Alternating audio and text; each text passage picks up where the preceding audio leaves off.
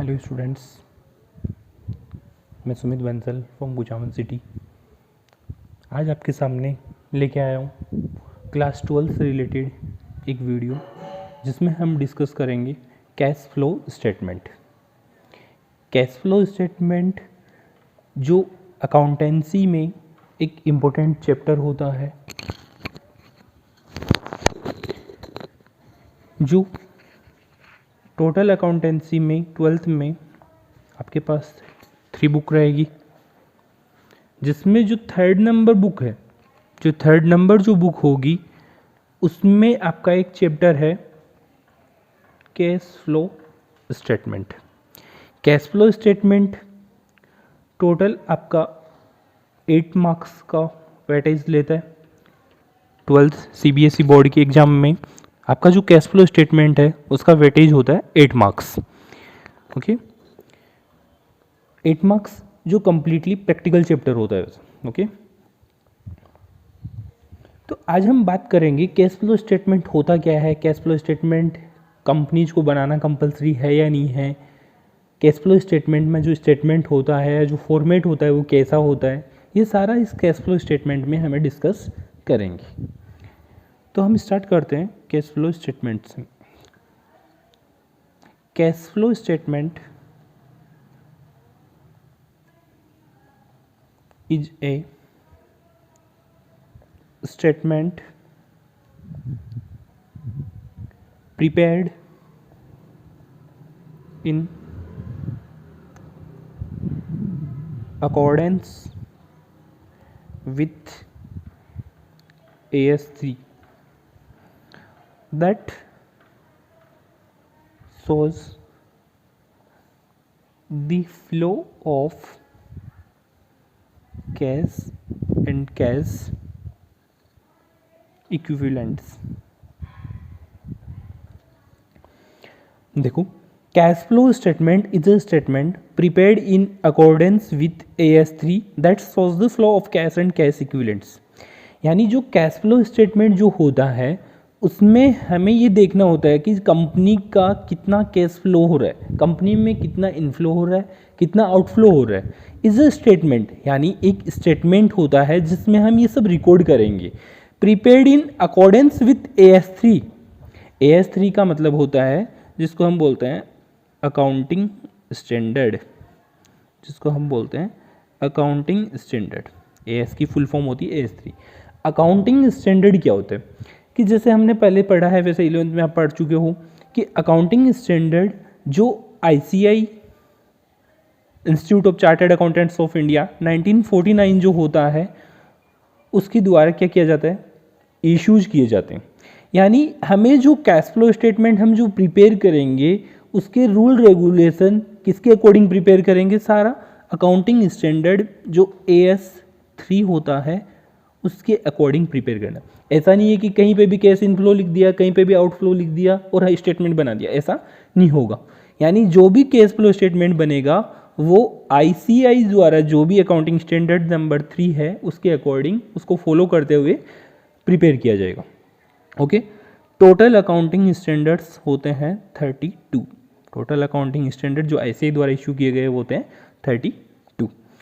That shows the flow of cash and cash equivalents. यानी हम जो कैश फ्लो स्टेटमेंट प्रिपेयर करेंगे उसमें जो कैश और कैश के इक्विवेलेंट यानी कैश और कैश के जैसे जो भी आइटम्स होंगे उनको हम इस कैश फ्लो स्टेटमेंट में रिकॉर्ड करेंगे और वो स्टेटमेंट क्या कहलाएगा, कैश फ्लो स्टेटमेंट कहलाएगा। क्लियर? नेक्स्ट आगे देखते हैं cash and cash equivalent include. कि कैश और कैश इक्विवेलेंट का क्या मतलब हुआ कि एक तो कैश जो आप समझते हो जिसको हम हिंदी में बोलते हैं रोकड़ या नगद, और कैश इक्विवेलेंट का मीन्स हुआ रोकड़ के समतुल्य यानी कैश के जैसा, नगद के जैसा, मतलब एक तरह से नगद ही मान के चलते हैं अपन। ठीक है, जैसे मेरे पास एक तो कैश पैसा है, ठीक है, नगद पैसा है, एक मेरे पास चेक है, एक ही बात है, कैश के इक्विवेलेंट है, तो उसको बोलते हैं कैश इक्विवेलेंट। अब क्या क्या आता है इसमें जैसे हम कहते हैं cash at bank, cash at bank का मतलब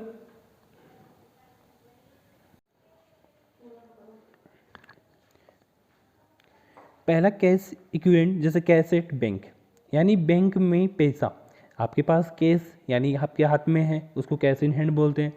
अगर आपके पास पैसा कैश एट बैंक है, उसको बैंक में बोलते हैं। तो कैश एट बैंक होना भी एक क्या है, कैश इक्विवेलेंट ही माना जाता है कि आपके पास घर पे है या बैंक में, एक ही बात है। जब चाहो आप उसको कैश में कन्वर्ट कर सकते हो। सेकंड, कैश इन हैंड, ये भी क्या है, कैश या कैश के इक्विवेलेंट होता है। थर्ड हम कह सकते हैं short term investment, short term investments, जिसको हम बोलते हैं करंट इन्वेस्टमेंट,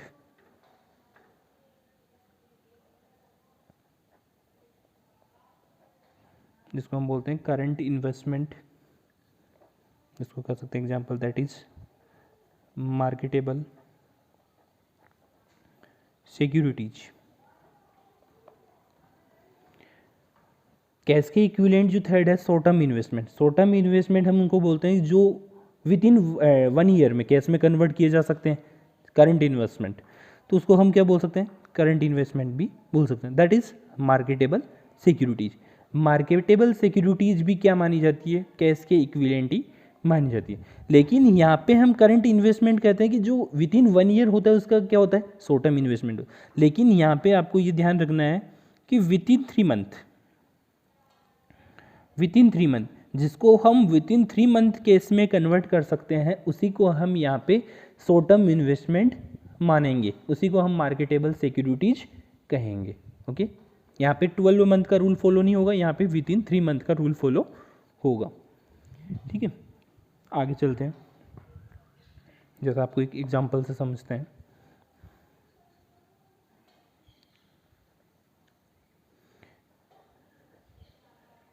कोई भी जैसे ऑटो कंपनी है, कोई भी ऑटो कंपनी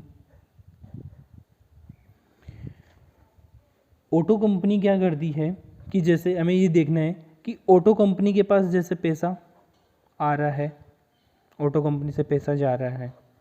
ठीक है, ऑटो कंपनी के पास पैसा आ रहा है, ऑटो कंपनी से पैसा जा रहा है। अब ऑटो कंपनी से जो केस आ रहा है और जो केस जा रहा है, कंपनी से कौन सा बेटर है। अब जैसे मैं आपको इसमें बताऊं कि इसमें जो कैश आ रहा है, कंपनी क्या कर रही है, जैसे अपनी मशीनरी सोल्ड कर रही है, अपनी मशीनरी बेच रही है, कंपनी अपनी लैंड उसको सोल्ड आउट कर रही है। ठीक है, कंपनी अपनी बिल्डिंग उसको सोल्ड आउट कर रही है। और एक दूसरी साइड कंपनी के पास केस जा रहा है। ठीक है, और हम कहते हैं कि जो मशीनरी सोल्ड हुई है या लैंड बेचने से पैसा आ रहा है या बिल्डिंग से पैसा आ रहा है, ये आ रहा है पैसा, ये मानते हैं कि ये भी पैसा आ रहा है।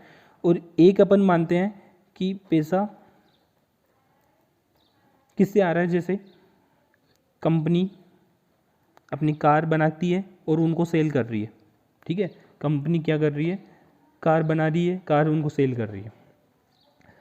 कंपनी जो भी है उसके पास कंपनी क्या कर रहा है, केस आ रहा है कि जैसे कंपनी अपनी मशीनरी बेच रही है तो उससे पैसा आ रहा है, कंपनी अपनी लैंड बेच रही है तो पैसा आ रहा है, बिल्डिंग बेच रही है तो पैसा आ रहा है। एक कंपनी अपनी जो प्रोडक्शन है, अपने प्रोडक्शन पे ध्यान दे कि प्रोडक्शन कर रही है, कार बना रही है, फिर कार को बेच रही है, कार बना रही है, हर महीने कार बना रही है, बेच रही है, बेच रही। ठीक है, तो ऐसे केस में हम क्या करेंगे कि अब आपको हमें ये देखना है कि यहाँ पे कौन सी एक्टिविटी ज़्यादा बेस्ट है, कंपनी की ये एक्टिविटी ज़्यादा बेस्ट है या ये एक्टिविटी ज़्यादा बेस्ट है। यहाँ पे कौन सी एक्टिविटी बेस्ट रहेगी, जो 2 नंबर केस है, केस नंबर 2, वो एक्टिविटी ज़्यादा बेस्ट रहेगी। क्योंकि यहाँ पे कंपनी अपनी मशीनरी लैंड बिल्डिंग सोल्ड कर रही है, तो इसका मतलब कंपनी कहीं ना कहीं कंपनी का क्या हो रहा है, वाइंडिंग अप हो रहा है। कंपनी क्या हो रही है, धीरे धीरे डिसोल्यूशन में जा रही है, कंपनी का समापन हो रहा है, वाइंडिंग अप हो रहा है। ठीक है, तो यहाँ पे कंपनी प्रोडक्शन कर रही है, सेल कर रही है, कंपनी प्रोडक्शन कर रही है, सेल कर रही है, तो यहाँ से जो पैसा आ रहा है, केस आ रहा है, वो ज़्यादा बेटर माना जाएगा compare then situation first. Okay, next हमें ये देखना है, अब कंपनी जो भी केस आ रहा है या केस जो आ रहा है, केस आ रहा है या केस जो भी जा रहा है, उसके लिए कंपनी एक क्या बना लेती है, स्टेटमेंट बना लेती है। जो भी केस आ रहा है या केस जा रहा है उसको रिकॉर्ड करने के लिए कंपनी एक क्या बना लेती है, स्टेटमेंट बना लेती है। इसी स्टेटमेंट को क्या बोला जाता है, कैश फ्लो स्टेटमेंट बोला जाता है। That is called cash flow statement. Company के पास पैसा आ रहा है, कंपनी से पैसा जा रहा है, इसी एक्टिविटीज़ को रिकॉर्ड करने के लिए कंपनी जो स्टेटमेंट बनाती है, उसी स्टेटमेंट को कैश फ्लो स्टेटमेंट कहा जाता है। That is called cash flow statement. Clear?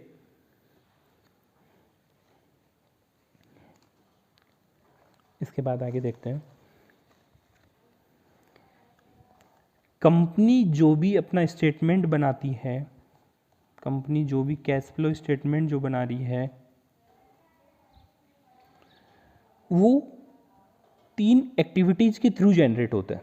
Company अपना कैश फ्लो स्टेटमेंट बनाएगी तो उसमें हमें सिर्फ 3 एक्टिविटीज़, जो से कैश इनफ्लो भी होगा, आउटफ्लो भी होगा, इनफ्लो भी होगा और आउटफ्लो भी होगा, ये तीनों एक्टिविटीज़ के बारे में हमें पढ़ना होगा। अभी तीनों एक्टिविटीज़ कौन कौन सी होती है, जिसमें सबसे पहले होती है हमारी ऑपरेटिंग एक्टिविटी। सबसे पहली होती है ऑपरेटिंग एक्टिविटी। ऑपरेटिंग एक्टिविटी यानी जो डेली के एक्सपेंसेज हम कर रहे हैं, डेली का हमारे पास कैश का इनफ्लो हो रहा है, वो सारा किस में आता है, ऑपरेटिंग एक्टिविटी, जिसमें नया कुछ नहीं है। जो भी हम प्रोडक्शन कर रहे हैं, जैसे कंपनी यहाँ पे कार का प्रोडक्शन कर रही थी, बेच रही थी, प्रोडक्शन कर रही थी, बेच रही थी, तो इससे जो कैश मिल रहा है, इनफ्लो हो रहा है या आउटफ्लो हो रहा है, जो भी हो रहा है, वो सारा किस में आएगा, ऑपरेटिंग एक्टिविटीज़ में रिकॉर्ड किया जाएगा। ठीक है, तो यहाँ पे लिख लूँ, these are principal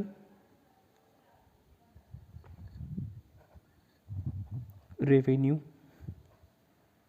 generating activities। Revenue generating activities की ऑपरेटिंग एक्टिविटी जो पहली ऑपरेटिंग एक्टिविटी होती है, these are principal revenue generating activity, यानी रेवेन्यू नेचर के जो भी इनफ्लो या आउटफ्लो होता है वो हम ऑपरेटिंग एक्टिविटी में रिकॉर्ड करेंगे। Second,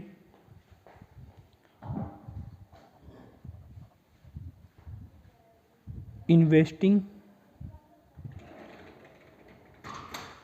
activity. इन्वेस्टिंग एक्टिविटी में क्या होता है, इसमें लिखूं,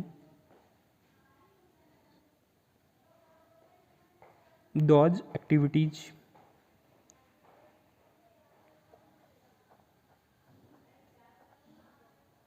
which relates to sale and purchase of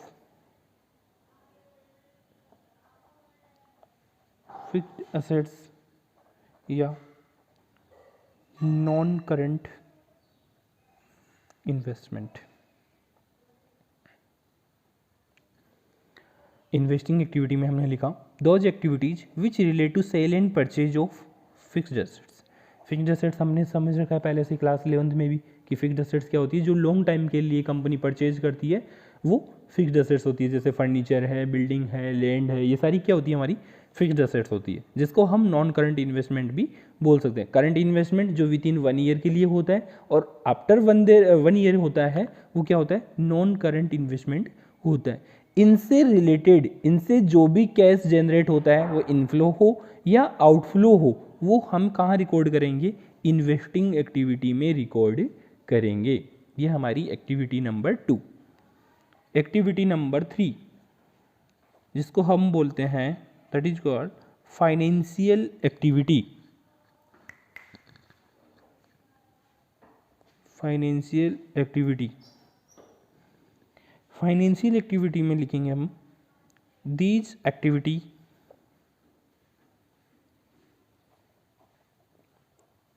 which result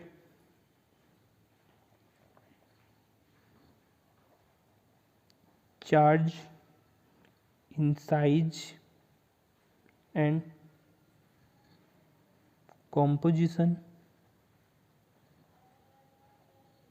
of capital and borrowing। Financial activity क्या होती है, जो activity number third, these activity which result charge in size and composition of capital and borrowing. यानी हमने business में capital introduce किया है, हमने शेयर्स इशू किए हैं, हमने डिबेंचर इशू किए हैं, हमने डिबेंचर का रिडेम्पशन किया है, शेयर्स का रिडेम्पशन किया है, या हमने क्रेडिटर से बोरोइंग वगैरह ले रखी है। तो इन सब से रिलेटेड जो भी ट्रांजैक्शन होते हैं, इन सब से रिलेटेड जो भी इनफ्लो या आउटफ्लो होता है, तो उसको हम फाइनेंशियल एक्टिविटी में रिकॉर्ड करेंगे। ओके, कि company cash flow statement, in companies cash flow statement classified in 3 activities. ठीक है, first of all operating activity, ठीक है, सेकंड इन्वेस्टिंग एक्टिविटी, और third financial activity. Operating activity जिसमें रेवेन्यू नेचर के जो भी इनफ्लो या आउटफ्लो होता है वो रिकॉर्ड करेंगे। इन्वेस्टिंग एक्टिविटी जिसमें फिक्स्ड एसेट्स का सेल या परचेज होता है उसको रिकॉर्ड करते हैं। और फाइनेंशियल एक्टिविटी जिसमें कैपिटल एंड बोरोइंग से रिलेटेड जो भी इनफ्लो या आउटफ्लो होता है उसको हम रिकॉर्ड करते हैं फाइनेंशियल एक्टिविटी में। ये तीनों एक्टिविटी को आपको याद रखना होगा, और तीनों एक्टिविटी की हेल्प से ही हम क्या बनाएंगे, कैश फ्लो स्टेटमेंट प्रिपेयर करेंगे। ओके, यहाँ तक क्लियर। इसके आगे हम देखते हैं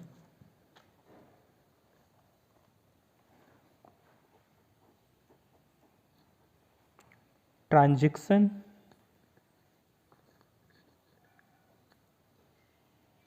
having no effect on cash flow. इसको इम्पोर्टेंट लगा लेना एग्जाम के पॉइंट ऑफ व्यू से। Transaction having no effect on cash flow, कि बहुत से ट्रांजैक्शन ऐसे होते हैं जिनको हम कैश फ्लो में रिकॉर्ड ही नहीं करते हैं, जिनका कैश फ्लो पे कोई इफेक्ट नहीं आता है। कैश फ्लो में क्या करते हैं स्टेटमेंट में, कि कैश का इनफ्लो होगा तो हम रिकॉर्ड करेंगे, कि कैश का आउटफ्लो होगा तो हम रिकॉर्ड करेंगे। लेकिन ऐसे फिर भी बिजनेस में बहुत से ट्रांजैक्शन होते हैं जिनका कैश फ्लो पे कोई इफेक्ट नहीं आता है, उनको हम कैश फ्लो में कहीं पे भी रिकॉर्ड नहीं करेंगे। ये हमें ध्यान रखना है, इंपॉर्टेंट एग्जाम के पॉइंट ऑफ व्यू से स्टार सितारा बना लेना। जिसमें देखो फर्स्ट हम लिख सकते हैं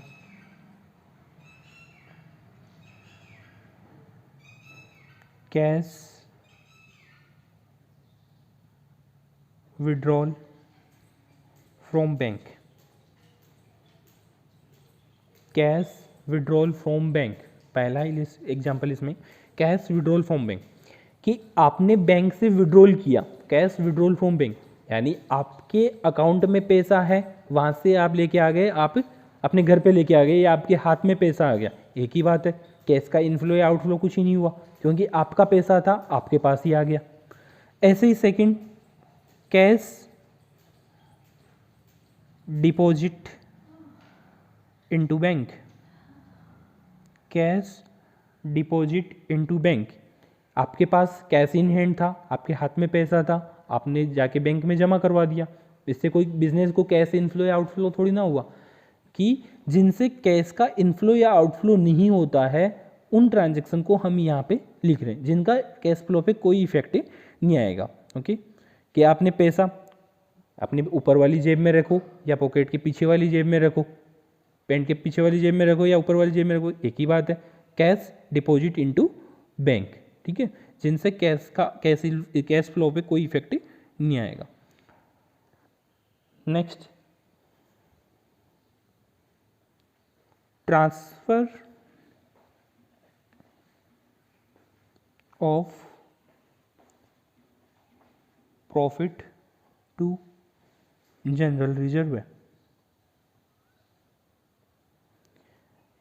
कि आपके कुछ भी थोड़ा प्रॉफिट हुआ बिजनेस को, जितना भी आपका प्रॉफिट हुआ उस प्रॉफिट्स में से आपने क्या किया, थोड़ा प्रॉफिट कहाँ ट्रांसफर कर दिया, जनरल रिजर्व में ट्रांसफर कर दिया। कोई केस का इनफ्लो या आउटफ्लो नहीं हुआ, आपका पैसा आप ही के पास है, आपने जो रिजर्व बना रखेंगे फ्यूचर में आपके काम आएंगे, तो उसमें आपने ट्रांसफ़र कर दिया, कोई इनफ्लो आउटफ्लो नहीं हुआ। Next D, issue of bonus share.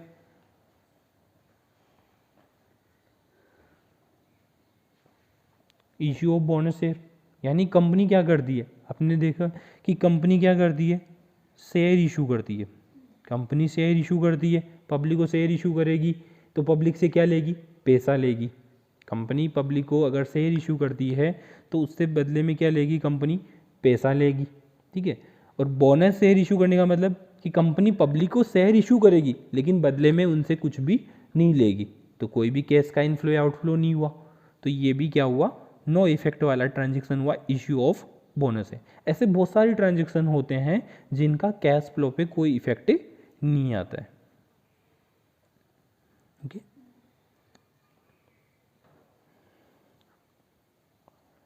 आगे हम बात करेंगे अब हमारा practical topic, cash flow statement कैसे बनता है।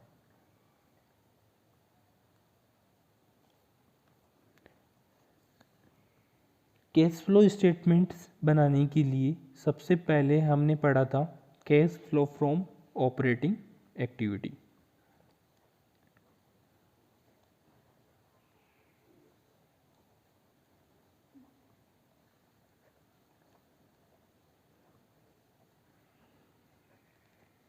Cash flow from operating activity, आज हम केवल इस पहली एक्टिविटी के बारे में डिस्कस करेंगे कि ऑपरेटिंग एक्टिविटी से कैश फ्लो बनाने के लिए या कैश फ्लो फाइंड आउट करने के लिए कैसे इनफ्लो या आउटफ्लो को डिस्क्लोज करेंगे।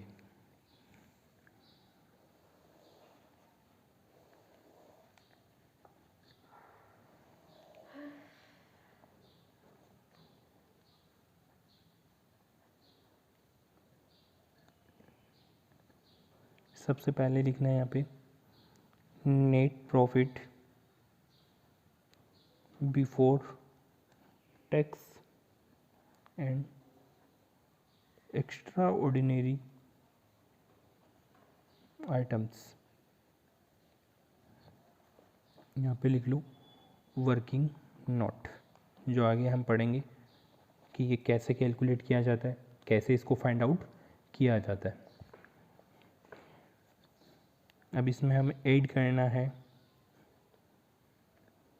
नॉन ऑपरेटिंग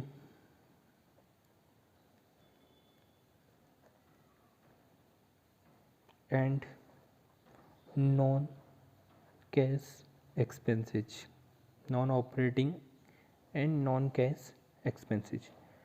ऑपरेटिंग और नॉन ऑपरेटिंग की वजह से आप 11th क्लास में पढ़ चुके हो कि ऑपरेटिंग क्या होता है, नॉन ऑपरेटिंग क्या होता है, कि जिसका डायरेक्ट रिलेशन बिजनेस से होता है उसको ऑपरेटिंग बोलते हैं, और जिसका डायरेक्ट बिजनेस से लिंक नहीं होता है उसको नॉन ऑपरेटिंग बोला जाता है।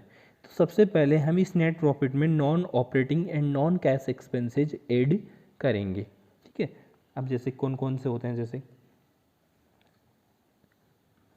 इंटरेस्ट पेड ऑन बोरोइंग,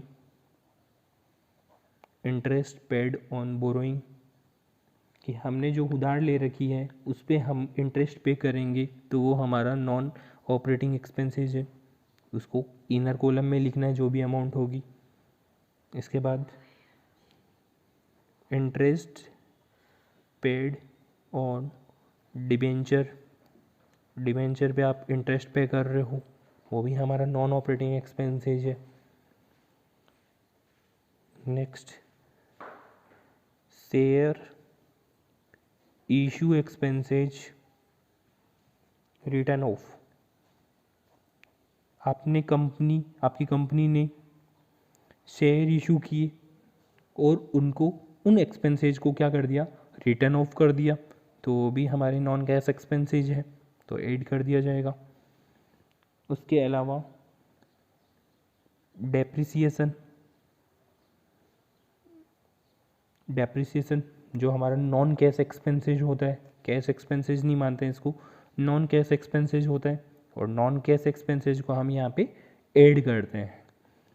इसके बाद loss on sale of asset, आपने अपनी कुछ फिक्स्ड असेट्स को बेचा और उनसे लॉस हुआ, वो भी हमारा नॉन ऑपरेटिंग एक्सपेंसेस माना जाता है, उसको भी ऐड करेंगे।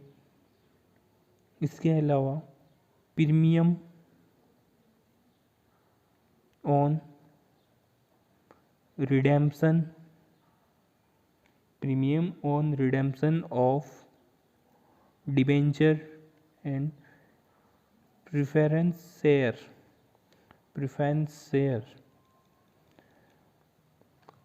कंपनी अपने शेयर्स होल्डर्स को या डिबेंचर होल्डर्स को प्रीमियम पे इशू किया और फिर आप उनका प्रीमियम का रिडेम्पशन प्रीमियम पे कर रहे हो तो भी क्या किया जाएगा, ऐड कर दिया जाएगा, क्योंकि ये भी हमारा नॉन ऑपरेटिंग एक्सपेंसेस होता है।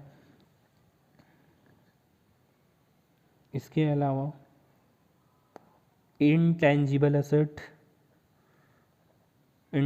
असेट्स जैसे गुडविल है, पेटेंट है, कॉपीराइट है, ट्रेडमार्क है, intangible asset return of, intangible assets को रिटर्न ऑफ करना, ये भी हमारा नॉन कैश एक्सपेंसेज है, तो उसको भी ऐड कर लिया जाएगा। इन सब ट्रांजैक्शन की जो भी अमाउंट होगी उस अमाउंट को लिखना है हमें यहाँ पे आउटर कॉलम में। इसके बाद में less non operating and non cash expenses आपने ऐड किया, तो अब नॉन ऑपरेटिंग इनकम जो भी होगी उसको हम लेस करेंगे। अब नॉन ऑपरेटिंग इनकम्स कौन कौन सी होती है,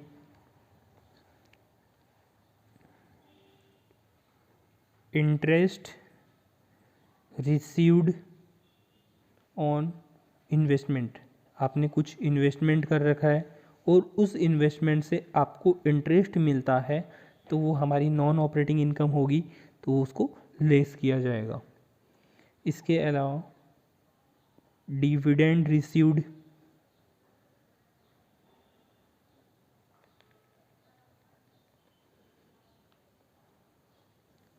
ये भी हमारी नॉन ऑपरेटिंग इनकम है जिसको हम लेस करेंगे। रेंट रिसीव्ड, इसको भी लेस किया जाएगा। इसके अलावा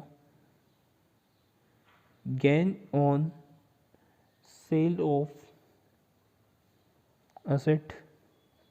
असेट्स को बेचने से अगर आपको प्रॉफिट होता है तो उसको हम यहाँ पे लेस कर देंगे।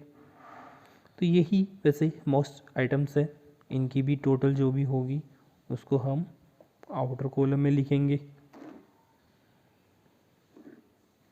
इसके बाद इनको एडलेस करने के बाद जो भी हमें आंसर मिलेगा उसको हम बोलेंगे operating profit before working capital changes.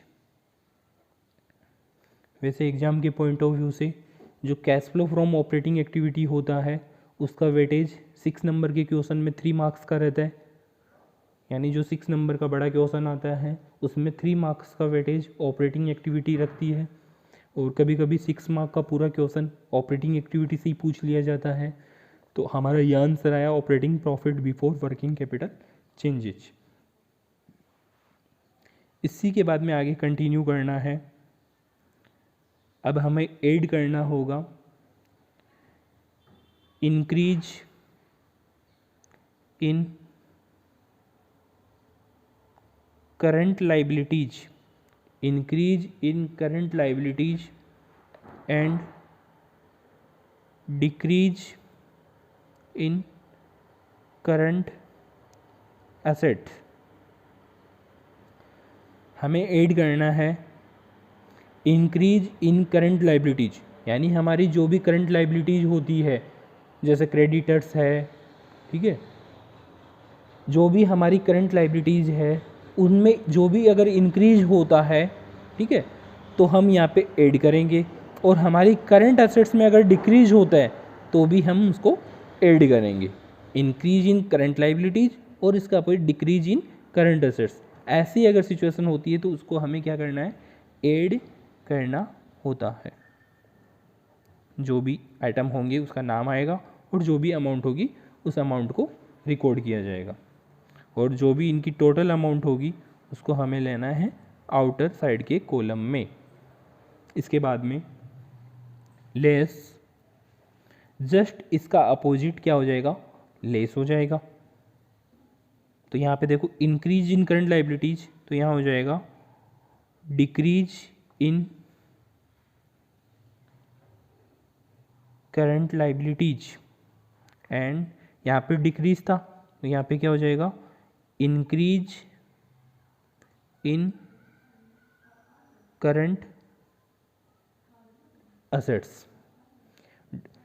Increase in current liabilities and decrease in current assets क्या होता है, ऐड होता है, और इसका just opposite decrease in current liabilities increase in current assets क्या होगा, लेस होगा। जो भी आइटम्स होंगे इससे रिलेटेड उसको हम यहाँ पे लेस के लिए मैं इसको ब्रैकेट में लिख रहा हूँ, ठीक है, उसको लेस करेंगे। आगे आपको कंटिन्यू रखना है, मेरा पेज यहीं पे ख़त्म हो रहा था, आगे देखो इसी को कंटिन्यू करना है। इसके बाद में हमें लेस करना होता है टैक्स पेड नेट, ब्रैकेट में लिखना है नेट ऑफ रिफंड, और यहाँ पे ब्रैकेट में लिख लो sometimes provision for tax previous year,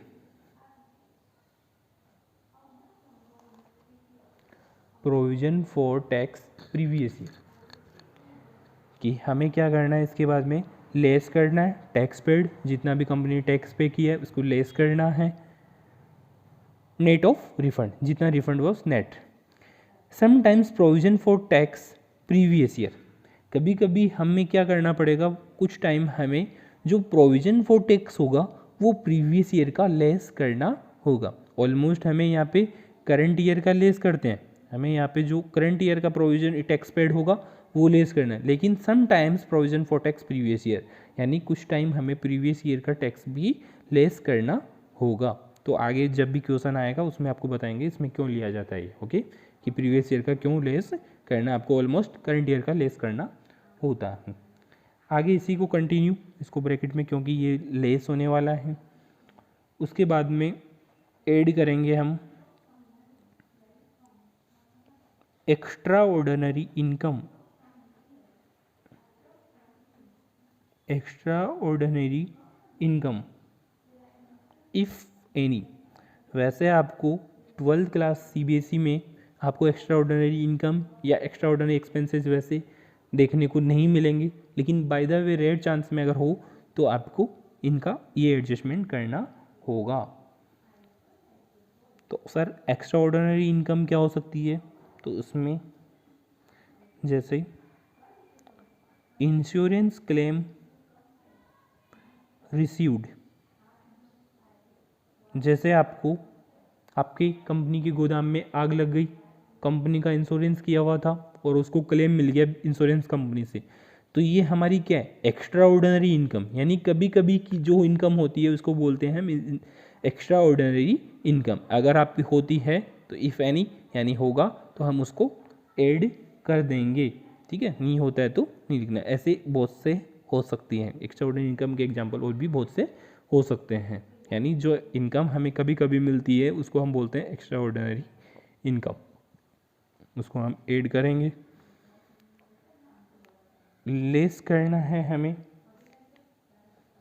extra ordinary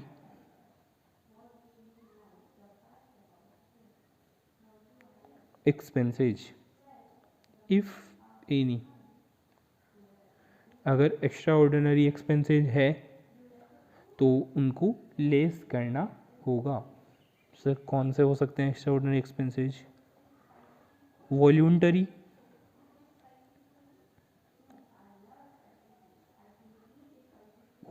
retirement compensation paid, voluntary retirement compensation paid. अगर कंपनी ने किसी को वॉल्यूंटरी रिटायरमेंट कंपेंसेशन पेड किया है, यानी रिटायरमेंट से पहले ही उसको क्या किया है, कंपेंसेशन पेड किया है, ठीक है, तो उसे हम बोलते हैं एक्स्ट्रा ऑर्डिनरी एक्सपेंसेस, जिसको हमें यहाँ से लेस करना होता है, ठीक है। ये cash flow from operating activities आ जाएगा। तो अब देखो, कैश फ्लो फ्रॉम और यूज्ड इन ऑपरेटिंग एक्टिविटी, यहाँ पे जो भी फाइनली आंसर आएगा उसको हमें लिखना है cash flow from used in operating activity. अब देखो, फ्रॉम या यूज्ड इन का क्या मीन्स हुआ।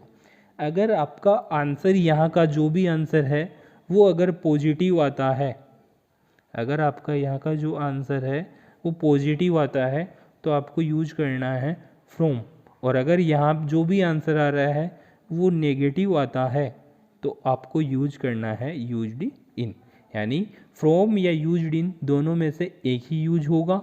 पॉजिटिव आता है तो यूज करना है फ्रॉम, और नेगेटिव आता है तो यूज करना है यूज्ड इन, ठीक है। और यहाँ पे कंपनी के लिए पॉजिटिव आना ज़्यादा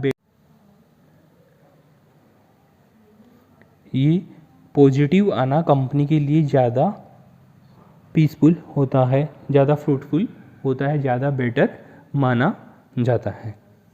और अगर नेगेटिव आ रहा है दैट मीन्स कंपनी की पोजीशन अच्छी नहीं है, ठीक है। ये हमारा पहली एक्टिविटी से आंसर आ जाएगा। पहली activity cash flow from operating activity, ठीक है।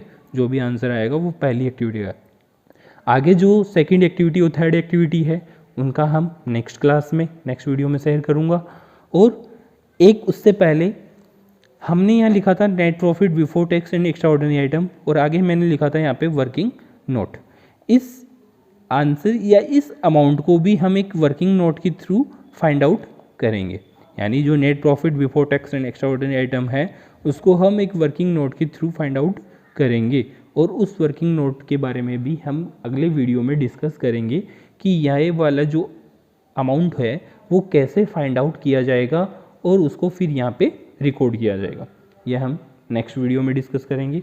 आज की वीडियो में इतना ही। अगर आपको समझ आया हो, अगर कुछ डाउट्स हो तो आप कमेंट करके पूछिएगा, और ज़्यादा से ज़्यादा इस वीडियो को लाइक कीजिएगा, सब्सक्राइब कीजिएगा, और अपने फ्रेंड्स के साथ में ज़्यादा से ज़्यादा इसको शेयर करना ना भूलें, ज़्यादा से ज़्यादा शेयर कीजिएगा, ओके। और अगर आपको कुछ भी पूछना हो, कोई डाउट्स हो, तो वो आप मेरे को कमेंट करके पूछ सकते हो,